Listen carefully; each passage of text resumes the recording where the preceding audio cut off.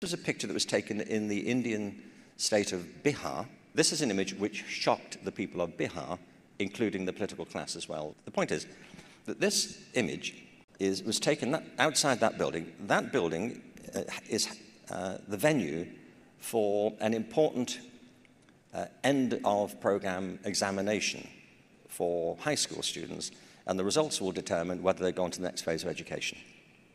So they're in there doing a standardized test. The people clinging to the building are their parents, who are handing cheat sheets in through the window to make sure they have the best opportunity to pass the test. What you can't see are the people on the ground, the other parents, who are milling around waiting for their chance to get onto the wall.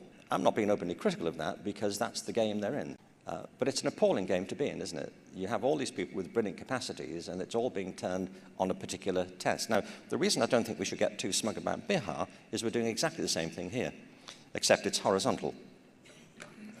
Our kids are being pumped through these systems in Europe, in Asia, in many parts of America, and our parents here, and they are figuratively also being driven up the wall. The problem is this, that our current systems of education were never designed or intended to cultivate the great array of individual talent.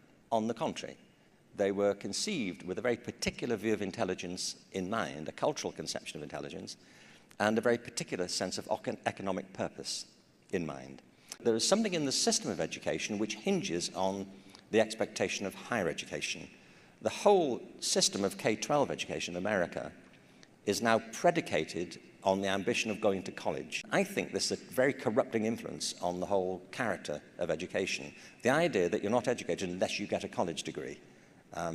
It'll only really be solved by rethinking what higher education is about and how best it can offer the sorts of skills and aptitudes that people need. The truth, I think, is that human intelligence isn't marked by conformity, naturally. It's characterized by diversity.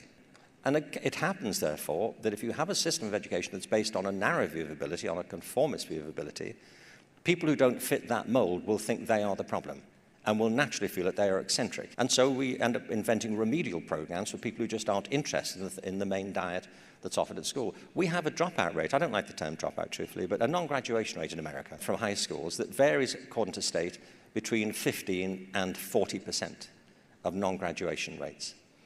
You know, I mean, if you've got an average of 20% of kids not completing high school, you can't blame the kids at this point, can you? This is the system that's at fault. The evidence everywhere is if you refresh your conception of intelligence so it corresponds to how people really manifest it, then all kinds of people who are excluded become included, empowered, and engaged in a way they didn't before.